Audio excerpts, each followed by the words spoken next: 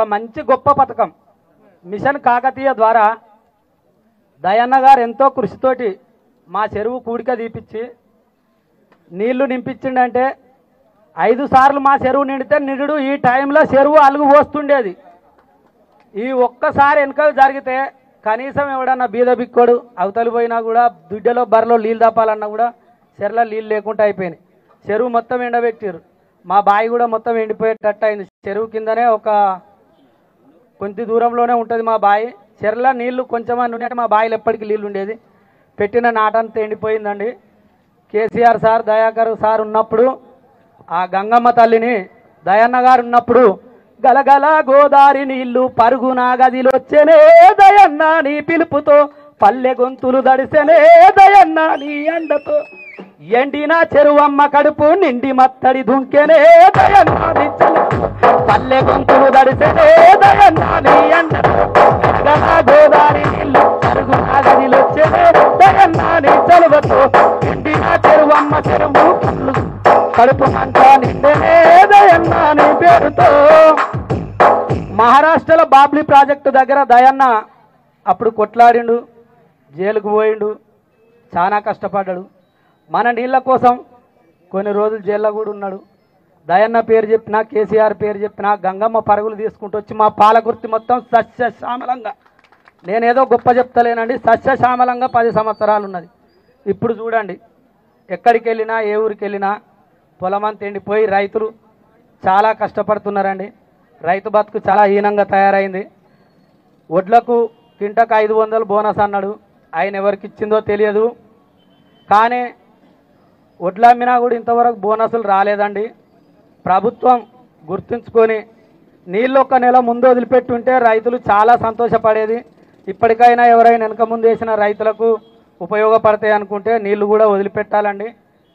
ఒకటి రైతు బతుకు ఇప్పుడు ఎంత హీనంగా ఉందంటే కళ్ళం నిండా గింజాలున్నా రైతన్నా పల్లెం నిండా మెతుకులు లేవే కూలన్నా.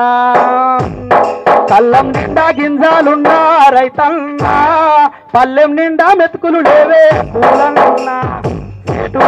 చేటుగాడు రైతన్నా అల్లాముల్లా కాంట పెట్టే రైతన్నా అన్నదాతాల మాటిస్తే ఏలేవంతి ఏడాదంటే కళ్ళం నిండా గింజాలున్నా రైతన్నా పల్లెం నిండా మెతుకులు లేవే కూలన్నా.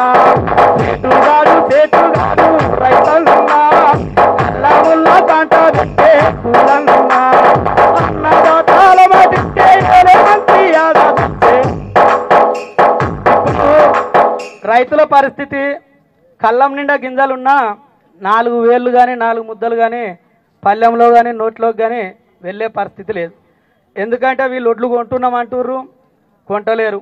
కొన్నాటికి 500 బోనస్ అన్నాడు, కొసకొచ్చేసరికి సన్న ఒడ్లకే బోనస్ అన్నాడు.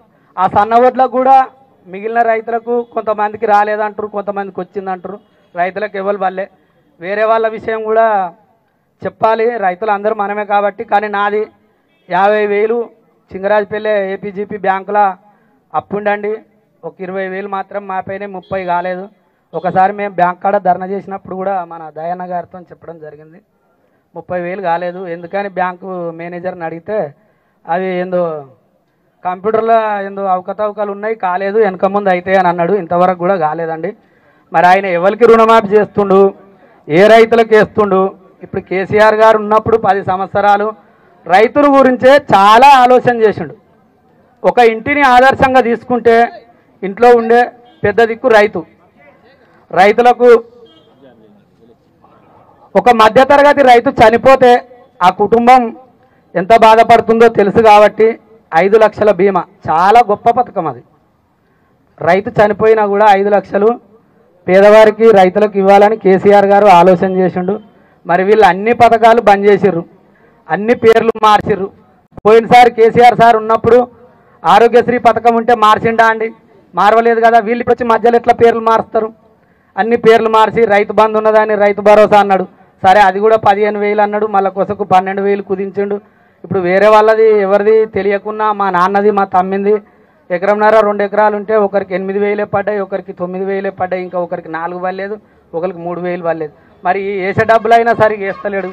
రైతులను ఇప్పటికైనా రేవంత్ రెడ్డి ఆలోచన చేసి పెద్ద మనసుతోటి రైతుకు సహకరించి రేపొచ్చే వడ్లకైనా కూడా మద్దతు ధర ఇచ్చి వాళ్ళందరికీ సహకరించి రైతుల్ని ముఖ్యంగా అందరినీ చూసుకోవాలని మన తెలియజేస్తున్నాను. ఇంతటితో ముగిస్తున్నాను.